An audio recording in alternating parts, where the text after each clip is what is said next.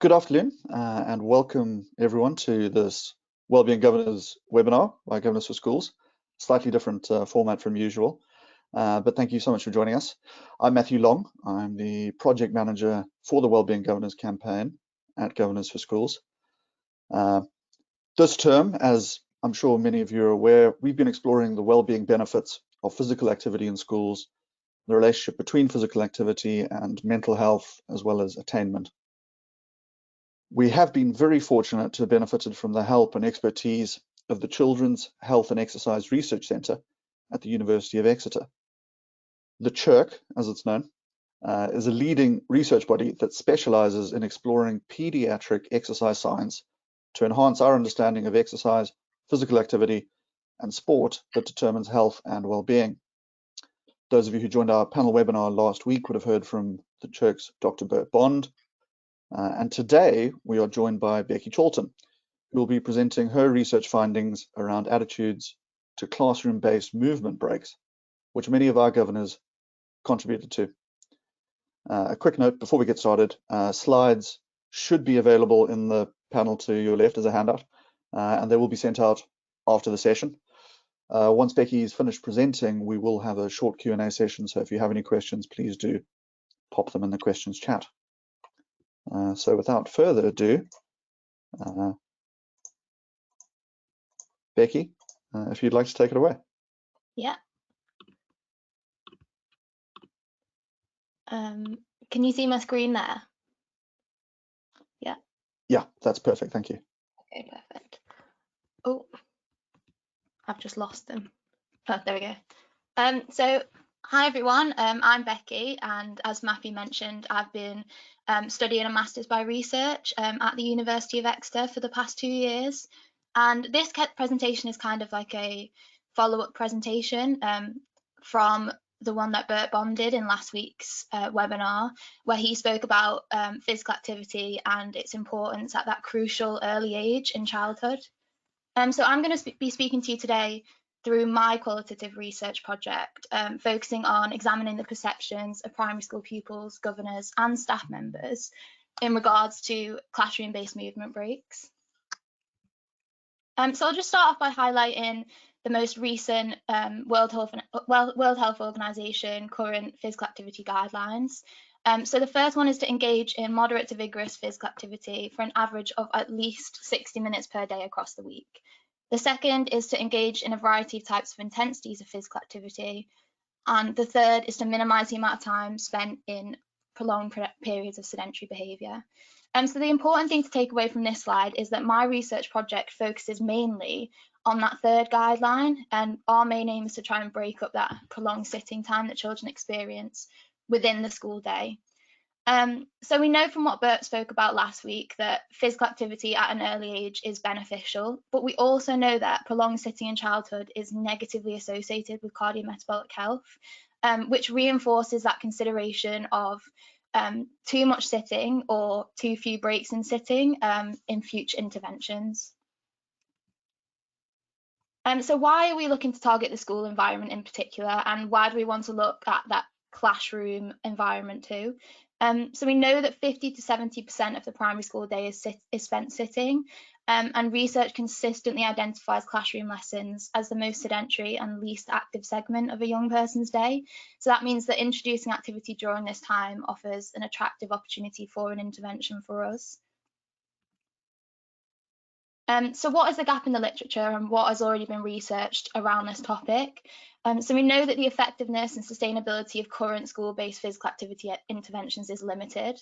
So although I mentioned in the previous slide that schools are an ideal setting to target physical activity, existing interventions often struggle to significantly increase physical activity levels.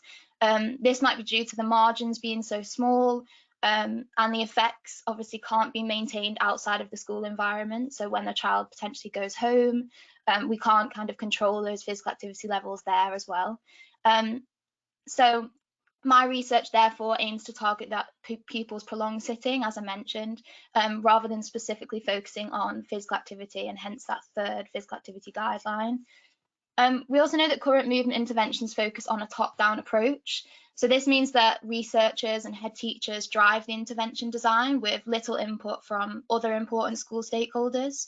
So previous qualitative research has mainly focused on the head teacher or teacher perceptions of movement breaks, and there's little data published from a range of primary school stakeholders, including that key governor and pupil perspective as well. So this can obviously often lead to a disconnect between what is feasible for teachers to carry out and also what is enjoyable for pupils at the same time. So this now takes us on to my research and how I plan to fill this gap. So the first aim was to explore the perceptions of those three key stakeholders in regards to classroom-based movement breaks. So that's the staff members, the governors, and the pupils as well. Then we wanted to understand the multiple factors impacting the acceptability of movement breaks. And thirdly, we wanted to use the results of the first 2 points to collaboratively design a classroom movement intervention that can be used in future research, hopefully. So what did my research actually involve? Stage 1 was a staff questionnaire and interview. Stage 2 was the pupil focus groups, and stage 3 was the governor questionnaire and interviews, which some of you may have kindly taken part in. So thanks so much for that as well. So the aim of this was to understand what is already being done in the classroom in terms of movement, the effect this has on the pupils, any experienced or potential barriers to implementation, and how future intervention design can be made more effective as well. So now we're obviously moving on to results. These are just a snapshot of the qualitative data gathered, and I've divided them into 3 sections based on each stage of the research. So I'll start off with the first theme identified from the staff data. The majority of staff valued physical activity and had positive perceptions of classroom movement breaks. So the reasons given for this included the physical and mental well-being, to stimulate the brain to assist and reinforce learning, and to aid concentration and focus. So a good takeaway point from this is that all head teachers and all senior leadership team valued physical activity in the school as high or extremely high. The resistance came more from the Key Stage 1 and Key Stage 2 teachers and classroom-based teachers who potentially will have to carry out the movement breaks and obviously suffer the consequences of that as well.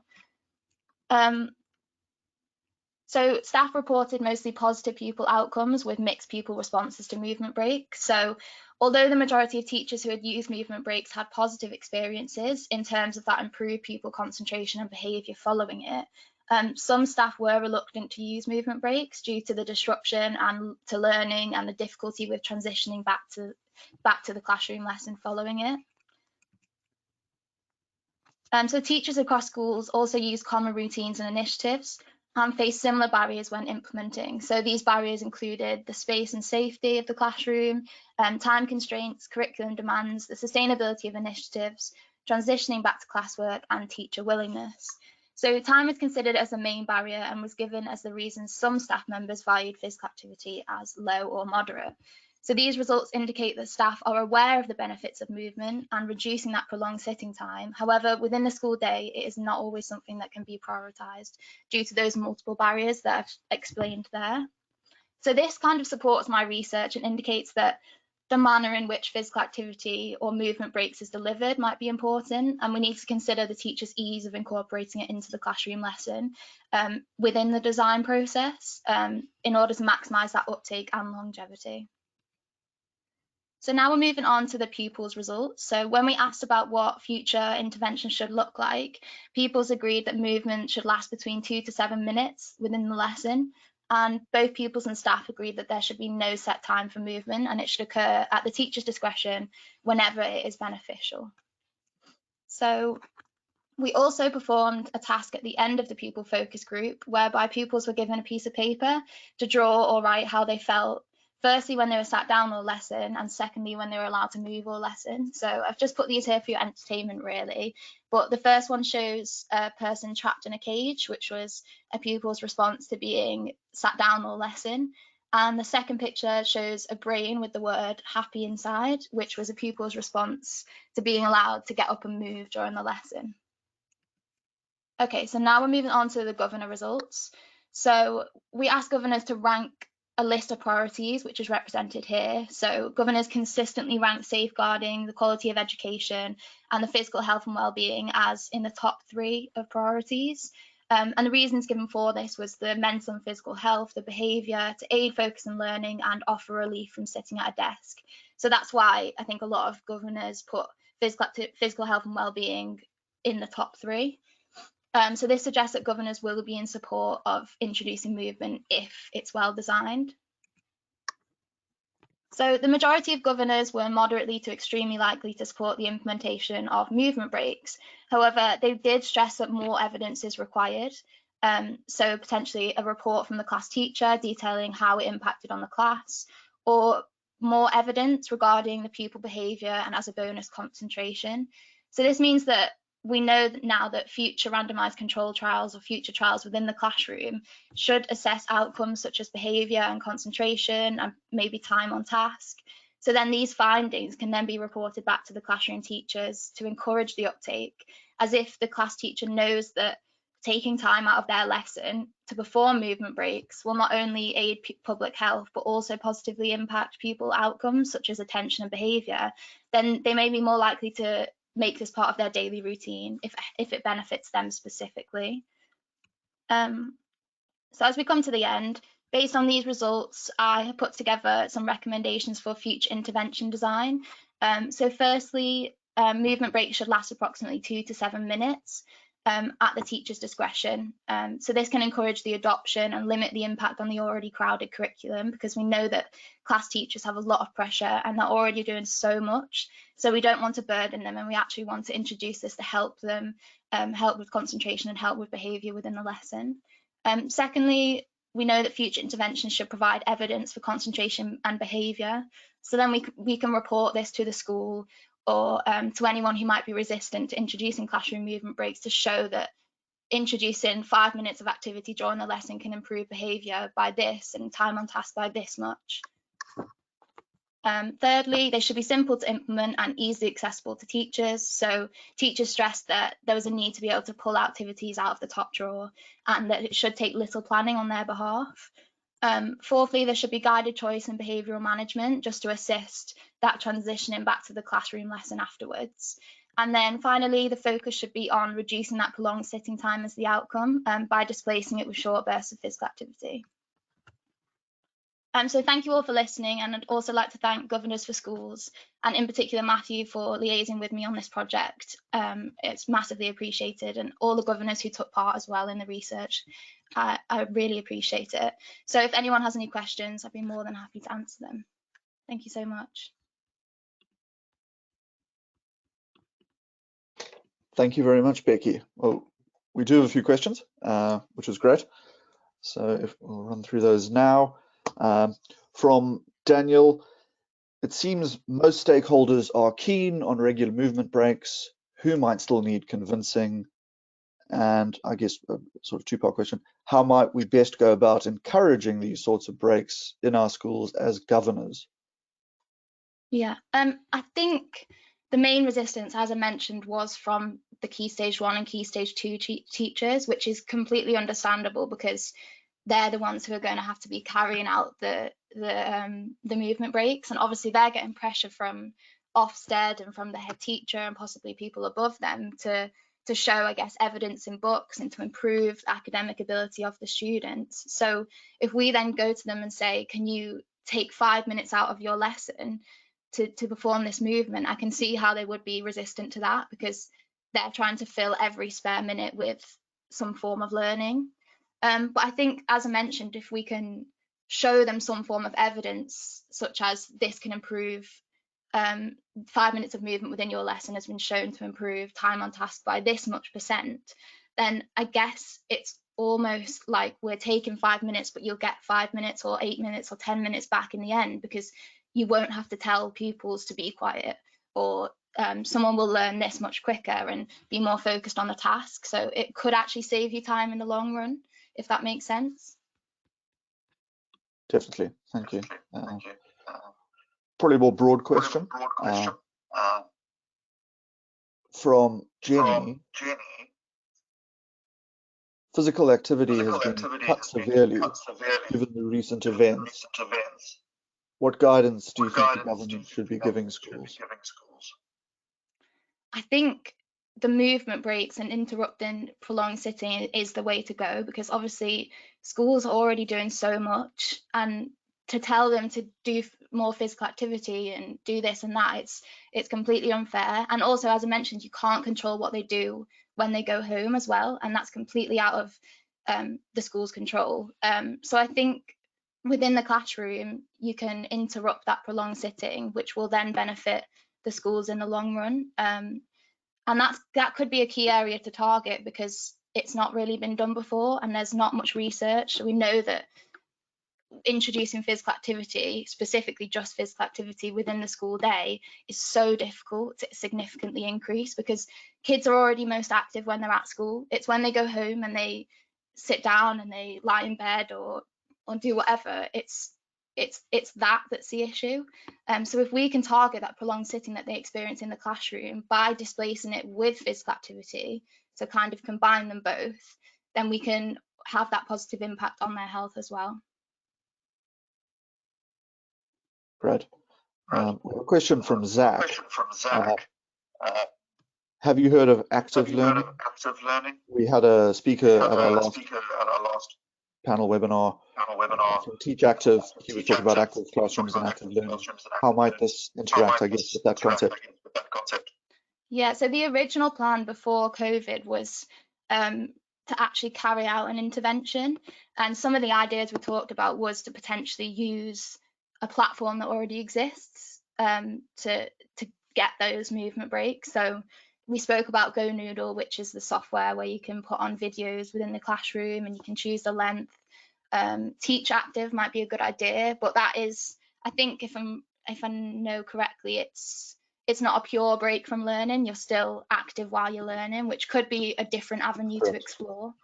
Yeah, so that could be a different avenue to explore, but my research specifically focuses on that pure break, just to give pupils that rest in between, I guess, when they're transitioning from different topics or whatever they might be doing. But another avenue which would be really interesting to explore is the active learning, and how can you be active while you're learning, and what impact does that have on the pupils, what impact does that have on the academic results and time on task and behaviour as well. Brilliant.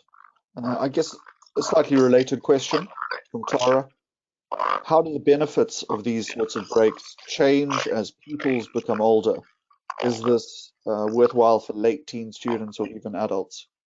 Yeah, so we know it's beneficial across the life. Obviously, as Bert mentioned, it's that crucial age in the primary school that you want to target, because we know that children get more sedentary as they get older.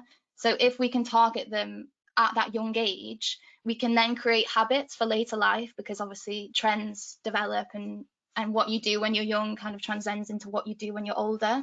But yeah, I think it's beneficial no matter when you do it, but obviously we're trying to aim for as early as possible in my research. Brilliant. Two related questions, and hopefully you can speak on them. Becky, from Paul, is there any evidence on the impact of movement breaks on children with SEND, so special educational needs? Yeah.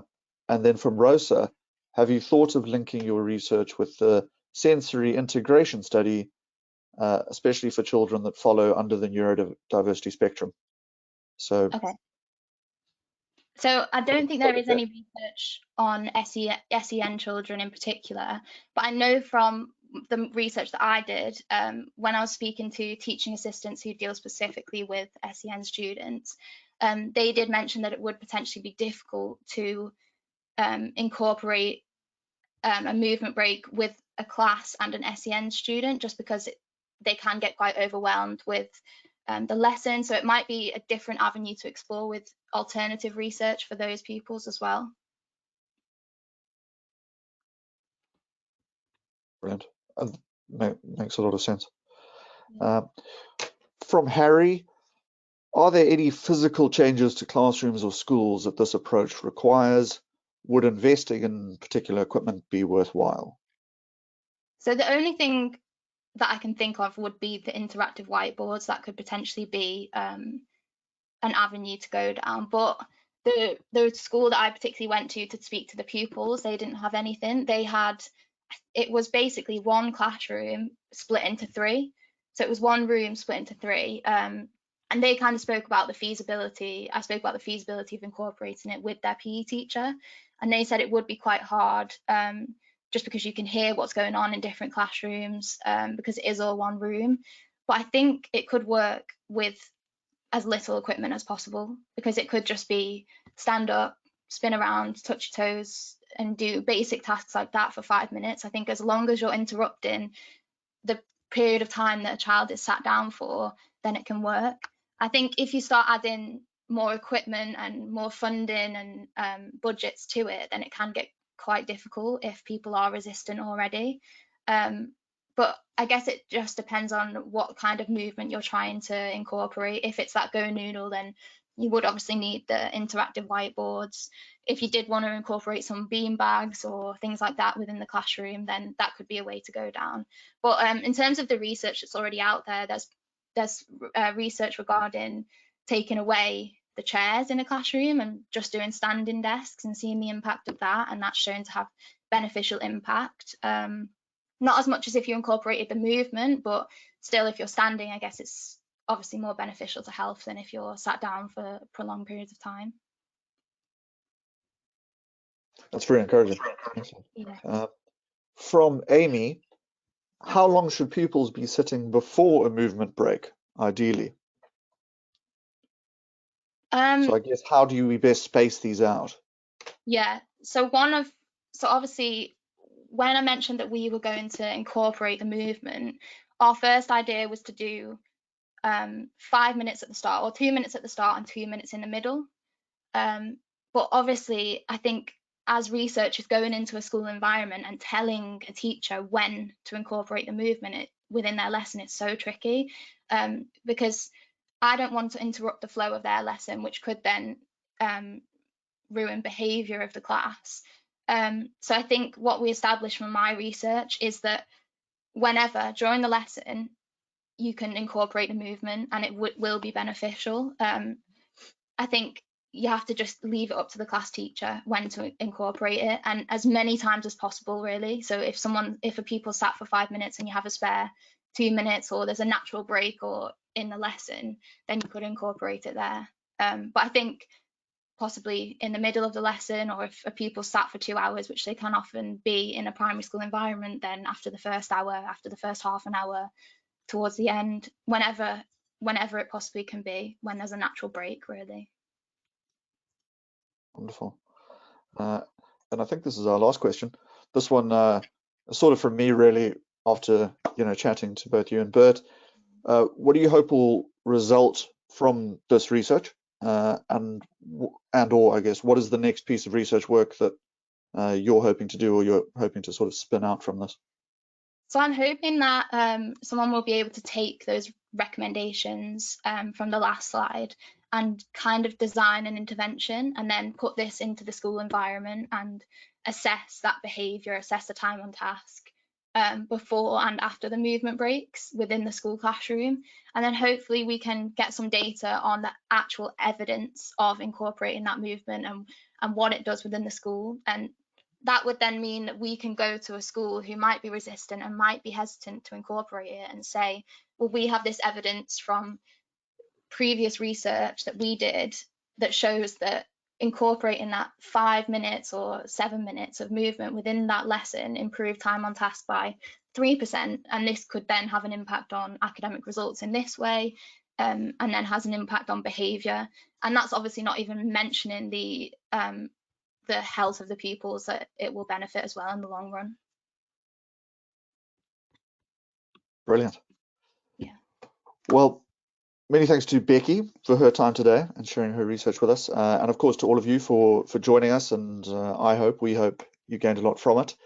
Please do have a look at some of our prior webinars. We've obviously mentioned last week's panel webinar on physical activity in schools, and obviously prior wellbeing webinars are available there too to watch. Looking ahead, we are also hosting a workshop on sport premium funding and how specifically for governors on the 15th of June at 12 p.m. That's with David Taylor from Active Sussex. So please do come along to that. You can register again on the website. So thank you again for coming. Thank you, Becky. Thank you so much.